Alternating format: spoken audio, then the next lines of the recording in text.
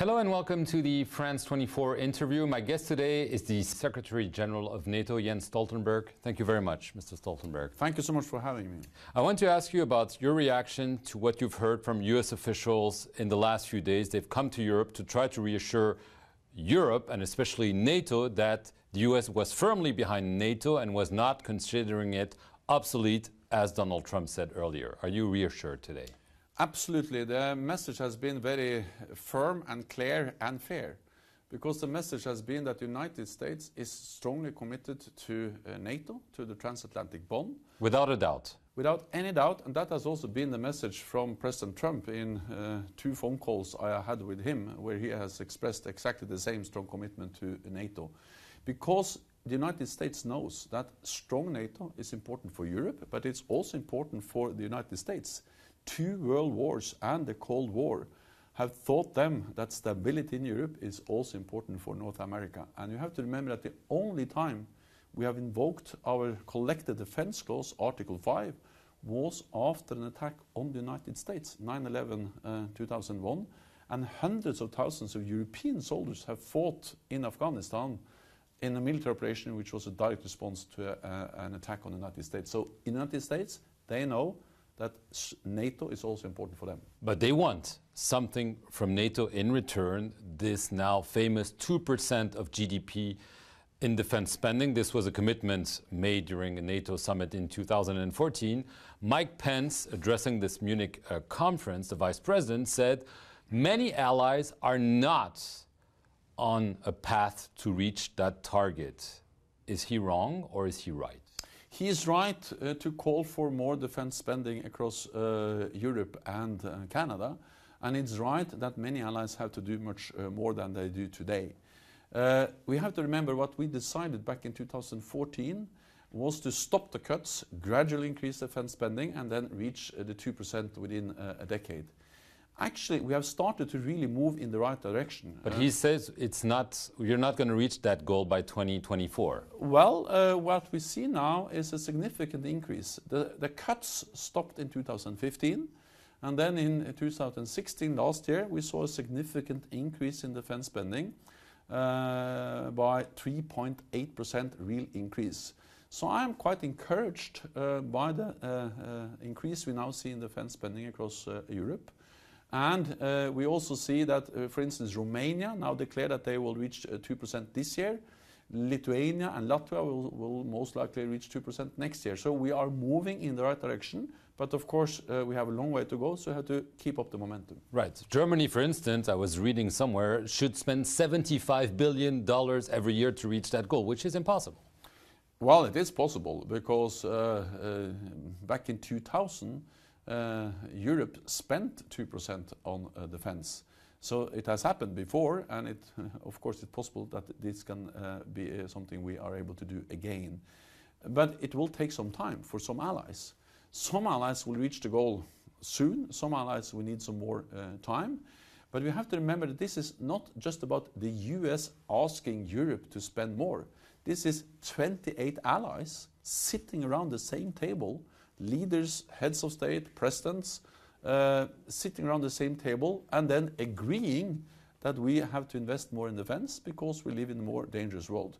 So I think it's a fair thing to ask for fair burden sharing. Is the US saying, through the contacts you've had with Donald Trump, other officials, that if this is not being done, US would reconsider its support for NATO? Are they saying if you don't reach that goal or you're not taking the necessary means, US will reduce its support for NATO? Is this... I think you all heard a message from the Vice President, from the Secretary of Defense, and from the United States. But I will actually not now speculate on what will happen if we don't succeed. I will focus on what can we do to make sure that we succeed. And we have started really to move in the right direction. We have stopped the cuts, and we have started the gradual increase that we promised back in 2014.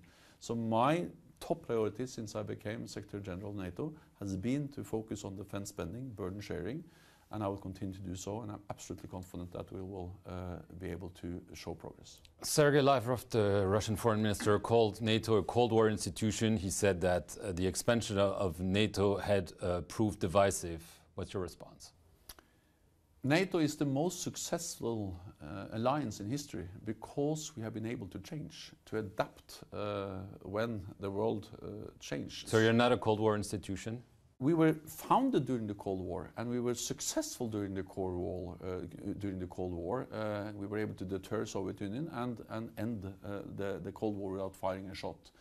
Then after the end of the Cold War, we adapted to a new security environment. We helped to end 2 wars, ethnic wars in the Western Balkans.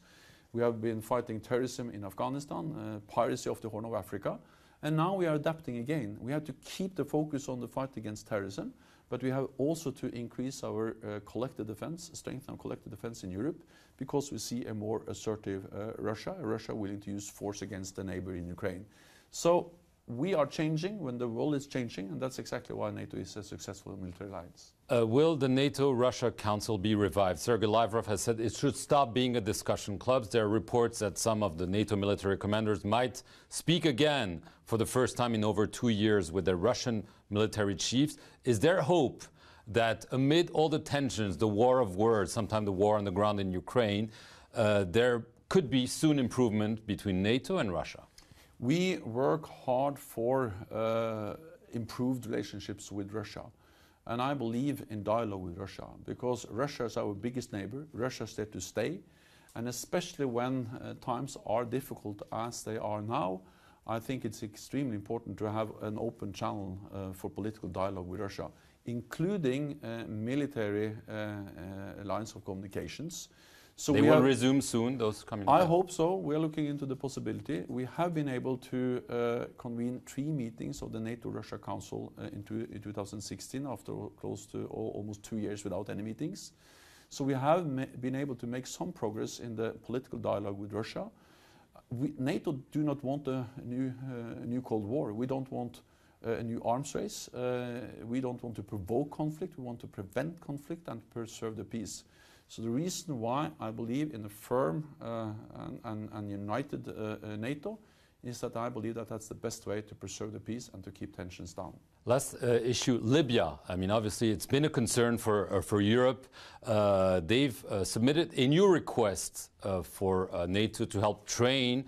Previous request was rejected. However, Libya is in turmoil. I think we can say that safely. Will you respond favorably to Libya's request, or do you fear that maybe NATO could be entering a quagmire in Libya?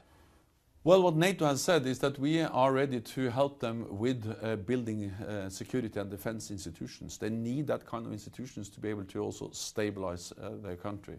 I recently spoke with Prime Minister al-Sarraj. He has sent over a written request for NATO help.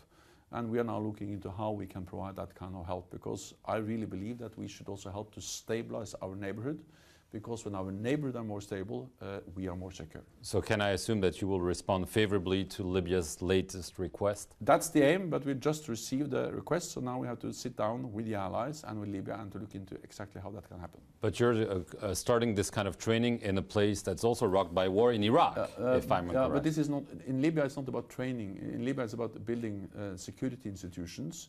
In Iraq we have started training, because I believe that we really have to train Iraqi forces to help them fight ISIL, to stabilize their own country. And after ISIL is driven out of Mosul, we need local forces there to make sure that stability and peace is reserved. And you expect Mosul to be retaken soon? I expect so, but NATO is not directly involved in that campaign, but all NATO allies are, and we are training Iraqi officers. Thank you, Mr. Stoltenberg. That's all we have time for, and thank you very much for watching this interview on France 24.